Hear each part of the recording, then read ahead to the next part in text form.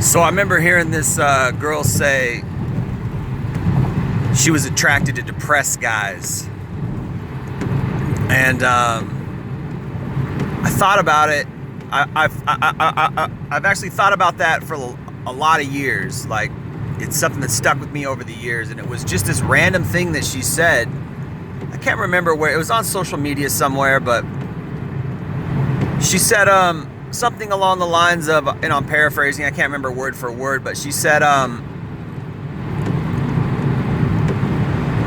she's attracted to depressed guys, but she said it in a way like, you know, is he really depressed? Like, it's such a weird thing, you know? And I get it. Like, I get like that there's an appeal to like this kind of emo, depressed kind of thing. And, you know, everybody likes different things, you know, and particularly when it comes to girls, they like one specific type of guy and they like it in a kind of adolescent way, like a kind of adolescent crush.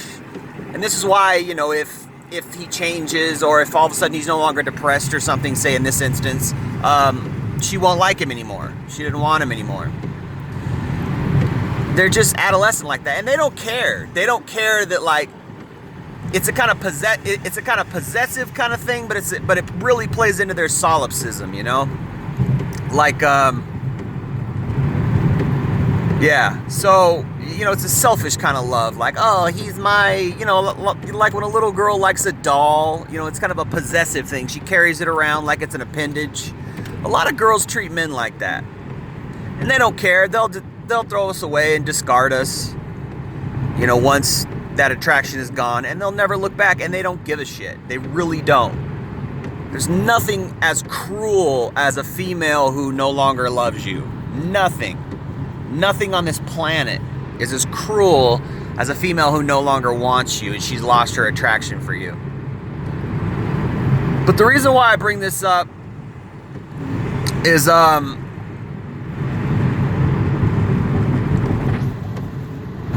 they only like you for something that you do for them, you know? It's really true. It's like, oh, he's my this guy, he's my that guy. They compartmentalize, you know? They compartmentalize what they like about you, and it's almost like they're using you, you know?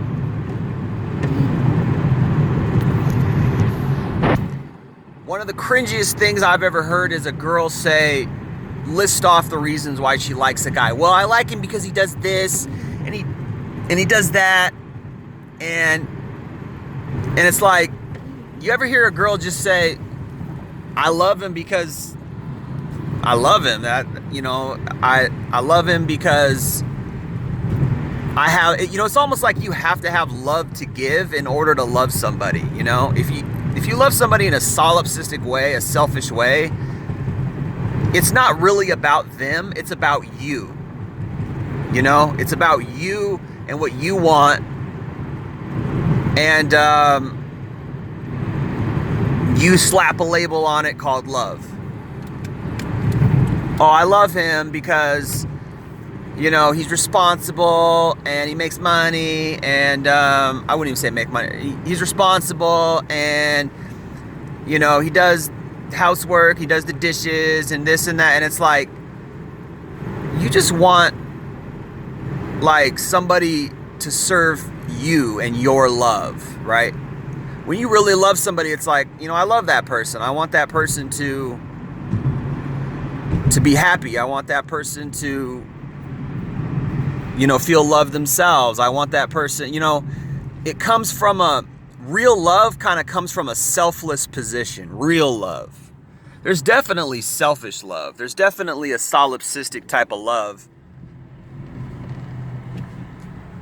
And I think that most women really love in that way. It's about them. It's not about the person that they love. You know, it's about them. They love you in a selfish way, if that makes sense. I mean, a good example of what real love is of course the Bible. Paul, I think 1 Corinthians 13 is what it is, and it's always nice when people read that in their vows. as opposed to this new age modern bullshit that they read in their vows. But yeah, man, love is patient, love is kind, love is not puffed up, love does not seek its own thing. I mean, that right there, I mean, that's 1 Corinthians 13, right? That right there blows out like 70 to 90%. I don't know, I'm just throwing numbers out, but blows out a lot of people's relationships. How can you love somebody not in a selfish way, you know?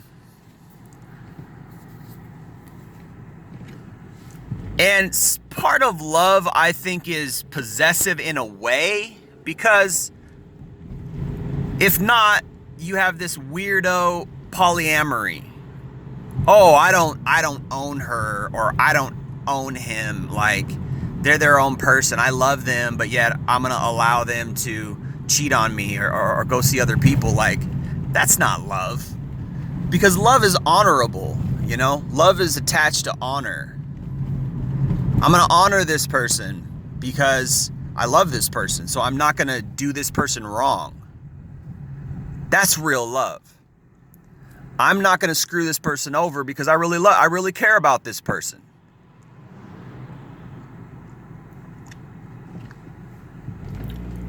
But, you know, young people and a lot of this generation today, they're warped.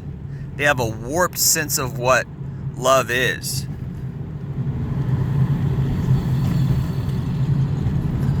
Either it's too selfish or it's too degenerate, right? It's so selfish that they're really just kind of almost like leeching, or I wouldn't even say that. They're almost like putting on a robot skin of the person that they love or whatever. Like they're just, you know, like the person they love is a puppet to them. You know, and that's a narcissistic kind of love. Like, I love you for what you do for me. I love you for the benefit that you bring to my life. And you got to pay attention to what people say when, you know, in their vows, or like say if like they're writing a poem or something about the one they love. Pay attention to what they say. Pay attention to how they frame it. You know, their words. A lot of times it's just a list of personal benefits for themselves. You know? When you love someone, you don't cheat on them. When you love someone, you respect faithfulness. When you love someone, you sacrifice for them. It's not about you. Real love is not about you. It's about the other person. And it's also about kind of a shared thing, you know? Like, we share this thing, but even then it's like, that can be like, oh, we're sharing this thing, but that thing that we're sharing is really beneficial to me, therefore I'm going to stay in this situation, right?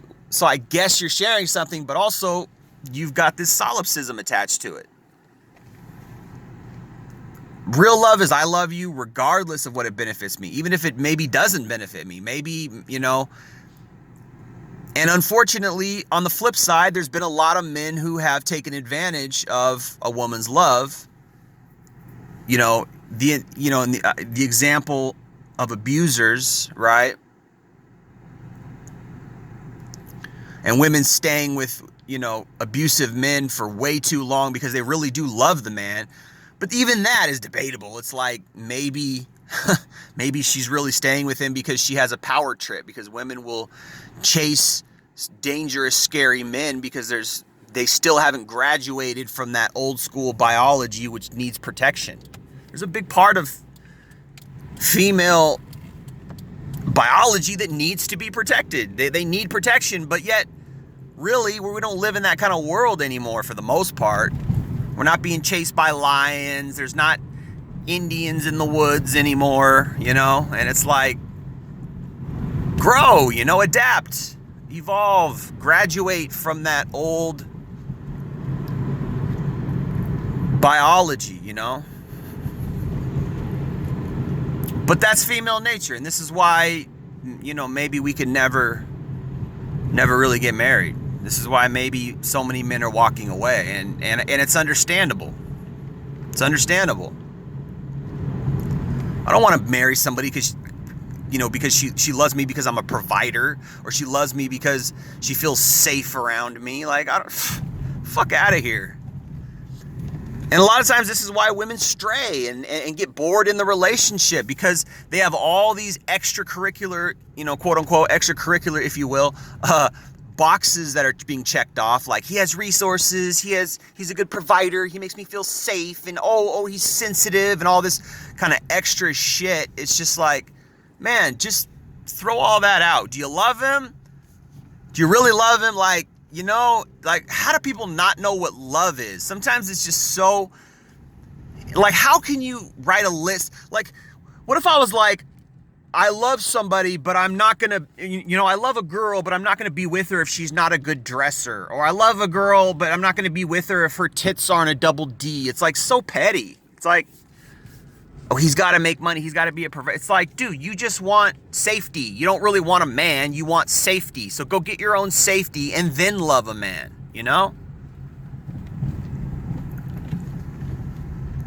But anyway, these little things that, and it's all part of that solipsistic gynocentric system where, like, I can get what I want, so I'm gonna have all these standards. But then also you got to look at the biology behind it and got to say, why is their biology so messed up? Like, if you're really equal, if you can really do everything a man can do, then go get your own safety, go get your own protection, get a gun, learn to fight. And some women do, but they still have that necessity there.